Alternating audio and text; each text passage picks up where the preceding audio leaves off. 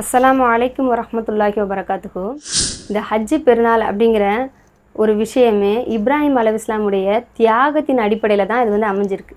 இப்ராஹிம் அலைஹிஸ்ஸலாம் செய்த தியாகம் அப்படின்னு பார்த்தோன்னா, அவங்க அல்லாஹ்வுக்காக வேண்டி எல்லாத்தையுமே தியாகம் செய்தாங்க.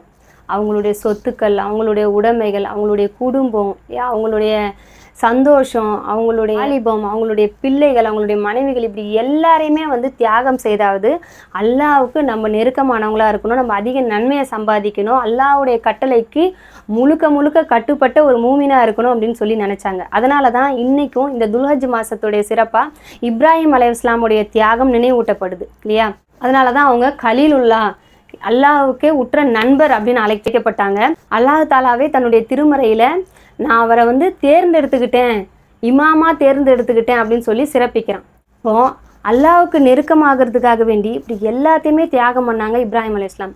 ஆனால் இன்னைக்கு நாம் இந்த துல்ஹஜ் மாதத்தில் இருந்துக்கிட்டு எந்த ஒரு விஷயத்தையுமே தியாகம் பண்ணுறதில்ல. அதாவது நாட்கள்லேயே சிறந்த நாட்கள் வலையாளின் அஸ்ரு, இந்த 10 இரவுகளின் மீது சத்தியமாக அப்படின்னு அல்லாஹ் தாலா சொல்கிறான். இந்த 10 நாட்களில் நன்மை செய்கிறது அவ்வளோ ஒரு சிறப்பானது அப்படின்னு நபிகள் நாயகம் ஸல்லல்லாஹு அலைஹி வஸல்லம் அவங்க நமக்கு சொல்லி காட்டியும் நம்ம அந்த நாட்களை அலட்சியப்படுத்திக்கிட்டு இருக்கோம் இல்லையா?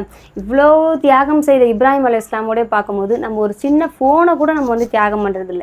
ஏன்னா அந்த ஃபோனு தான் இன்றைக்கி நம்மளுடைய அதிகமான நேரத்தை குடிச்சிக்கிட்டு இருக்கு. அப்போ அந்த ஃபோனை தூக்கி போட்டு நம்மளை எந்தெந்த விஷயங்கள்லாம் நம்மளுடைய கவனத்தை திசை திருப்புதோ, மார்க்கத்திலேருந்து நம்மளை வழி கெடுக்குதோ, அந்த விஷயங்களெல்லாம் நம்ம தூக்கி போட்டு அல்லாஹ்வுடைய பாதையில் அதிகமாக நன்மைகளை செய்கிறதுக்கு இந்த 10 நாட்களை நம்ம இன்ஷா அல்லாஹ் பயன்படுத்திக்கணும். அஸ்ஸலாமு அலைக்கும் வரஹ்மத்துல்லாஹி வபரகாத்துஹு.